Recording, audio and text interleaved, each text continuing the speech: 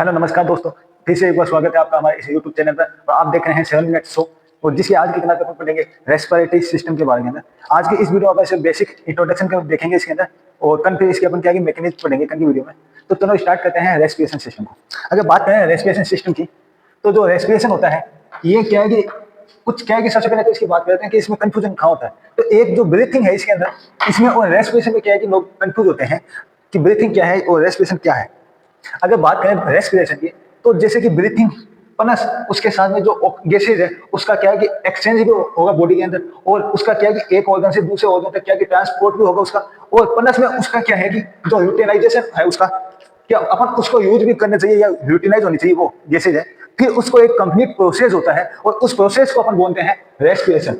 कि मतलब उसमें ना ब्रीथिंग होगी। अगर ब्रीथिंग की बात है तो इनहेल भी होगा और एक्सहेल भी होगा, ये दोनों होने चाहिए। पर इसमें जैसे कि सपोर्ट अपन ने ऑक्सीजन इनटेक किया, इनहेल किया ऑक्सीजन, तो उसका क्या है कि सबसे पहले तो अपनी बॉडी में ट्रांसपोर्ट होना चाहिए एल्वेलाई स्ट्रक्चर तक। फिर उसके बाद में वहां से लेकर उसको हर सेल तक, बॉडी के हर सेल हर टिश्यू तक उसका क्या है कि ट्रांसपोर्ट होगा। फिर उसके बाद में क्या है कि हर सेल लेन को क्या है कि उसका एक्सचेंज भी होना चाहिए। फिर उसमें क्या है कि जब सेल के पास पहुंच गई तो फिर वहां पे क्या है कि सेल के अंदर ब्लड वेसल है उसके अंदर भी एक्सचेंज होना चाहिए। और फिर उसके बाद में क्या है कि उसके यूटिलाइजेशन भी होना चाहिए। यूटिलाइजेशन कैसे होगा? जैसे कि ये सेल के अंदर जाएगी जब ऑक्सीजन है, उससे क्या है कि सेल में जो माइटोकॉन्ड्रिया होगा, ये माइटोकॉन्ड्रिया क्या करेगा, उसको कैटाबोलिक रिएक्शन कराएगा। और इस रिएक्शन के बाद में क्या होगा कि जब इसका जो फूड का जो डाइजेशन होगा है ना, उसके बाद में जब ना इसका CO2 plus H2O plus ATP बनेगा। और जो ये ATP बनाएगा, इस ATP को बनाने के लिए ही क्या है कि अपन को इस पूरे प्रोसेस की जरूरत होती है रेस्पिरेशन की। तो ये था इसका एक डेफिनेशन कह सकते हैं कि the process in which a complete process in which we breathe और exchange and utilize the gases या oxygen, that process is known as respiration. Whereas if we talk about breathing, then it's only mean about inhale and exhale. अब बात करते हैं कि जो ये respiration है इसको कौन कंट्रोल करता है। तो एक अपन के पास ब्रेन के अंदर अपने पढ़ेंगे कि जो हिंड ब्रेन है उसका एक पार्ट है पोन्स, है ना। अगर पोन्स के अंदर ये बात है कि इसके पास एक न्यूमोटॉक्सिक सेंटर होते हैं, न्यूमोटॉक्सिक सेंटर। और लंग्स के पास में क्या है कि न्यूमेटॉक्सिक एरिया होते हैं, सरफेस होते हैं। अगर इन सरफेस की बात करें तो ये दो तरह से होते हैं, एक तो होता है 5%, एक होता है 95%। जो ये 95% होता है ये क्या करता है कि उसको ऑक्सीजन के गैसेज को क्या एक्सचेंज कराने में काम आता है। तो ये जो न्यूमेटॉक्सिक सेंटर है ये क्या करेगा कि जो ये है ना न्यूमेटॉक्सिक एरिया, इसको क्या है कि रेगुलेशन करने का काम करता है। तो ये था इसका पोन्स के पास है इसको। फिर दूसरी बात करते हैं एक उसी का पार्ट है मेडुला ऑब्लोंगटा। ये क्या कहता है कि जो रेस्पिरेशन है उसकी रिदम को क्या है कि कितनी क्वांटिटी में आनी चाहिए अंदर और उसकी क्या स्पीड होगी, या जैसे अपन कह सकते हैं जो रिदम है उसकी कि जैसे कि अपन ने 1 मिनट में कितनी बार उसको रेस्पिरेशन किया, ये क्या है कि पूरा सब कंट्रोल क्या है कि मेडुला ऑब्लोंगटा करता है। एक कंट्रोल रेस्पिरेटरी रिदम, इसको कंट्रोल करते हैं। अब बात करते हैं कि इसमें कौन कौन से ऑर्गन आते हैं। अगर सबसे पहले अगर बात करें डायग्राम की, तो जैसे कि सपोज करें कि ये अपन का क्या है कि ट्रेकिया है, और ये इसके ऊपर क्या है कि थोड़ा सा क्या है कि नेरिंग्स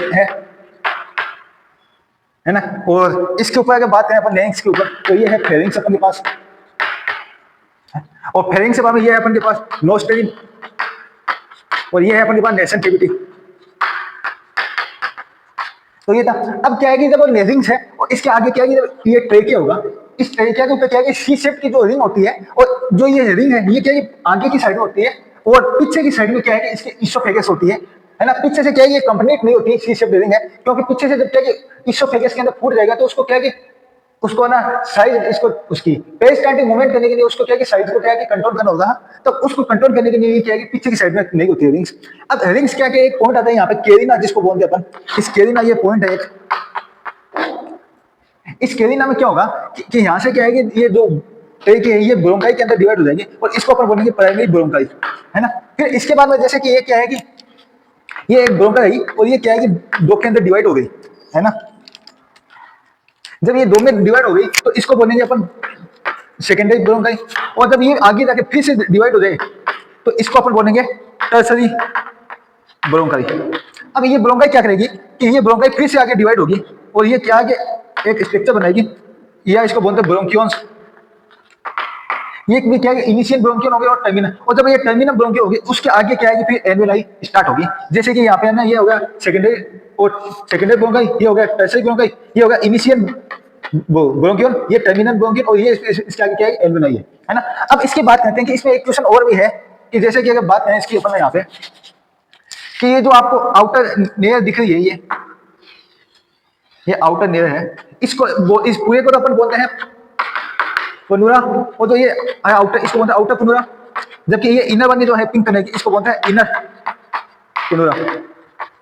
और इसके जो बीच में ये जो आपको दिख रहा है ये सबस्टांस फिनोर, इसको बोलते हैं अपन पनुरन फ्लूइड, या इसको यहाँ पे लिखते हैं अपन, ये इसका पनुरन फ्लूइड कि जो फ्लूइड है जो पिनोन के अंदर भरा हुआ हो उसको बोलते हैं फ्लूइड। अब अगर इसी की क्या अपन बात करें कि जैसे कि ये एल्वेलाई है, इस एल्वेलाई की स्ट्रक्चर अपन ने यहाँ पे क्या है कि इसको जूम करके बना दिया है ना, तो इसी की बात करते हैं कि और जो एक्सचेंज होगा गैसेस का वो क्या है कि इसी के अंदर होगा। इसमें क्या कहेगी कि पहले इसकी अपन बात करें तो जो ये एल्वेलाई है और ये बर्नर्ड वर्जन है ना। अब इसमें क्या है कि एक तो ये मेम्ब्रेन होगी जिसको अपन बोलेंगे, ये तो होगी बेसमेंट मेम्ब्रेन, ये हो गए एंडोथेलियम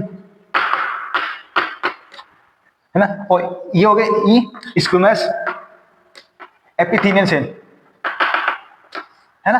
अब जब भी इसमें ऑक्सीजन आएगी तो वो क्या है कि पहले से इसको इसमें से फिल्टर होगी, फिर इसके बाद में तो ये बेसमेंट मेम्ब्रेन है इसके अंदर जाएगी, और इसके बाद में जाने के बाद में जो ये एंडोथेलियम सेल है इसके अंदर जाएगी, और फिर वो क्या है यहाँ पे जैसे कि ये ब्लड फ्लो है इसके अंदर आएगी, कि मतलब जब वो होगी इसको एक्सचेंज होगी तब यहाँ से वो यहाँ पे आने में क्या है कि 3 लेयर को क्या है कि क्रॉस करेगी, और उसके बाद में वो बर्नर्ड वर्जन में जाएगी, और इसी तरह से जब वो वापस आएगी है ना, तब इसी से क्या है कि तीनों लेयर को एक साथ क्रॉस करेगी, फिर वो जाके क्या है कि एक्सचेंज होगी फिर एक्सटर्नल में। अब इनकी बात करें कि अपन जो ये था दोस्तों आज की अपनी वीडियो के अंदर बेसिक कंसेप्ट, और अब इसके नेक्स्ट वीडियो में अपन देखेंगे इसके मैकेनिज्म कैसे होते हैं। तो आप बने रहिए चैनल पर, अगर वीडियो अच्छी लगे तो वीडियो को लाइक करें, दोस्तों में शेयर करें और चैनल को सब्सक्राइब कर लें अगर हमारी वीडियो अच्छी लगी तो। और मिलते हैं इसी टाइम पर फिर से एक नए टॉपिक के साथ, तब तक जय हिंद जय भारत दोस्तों।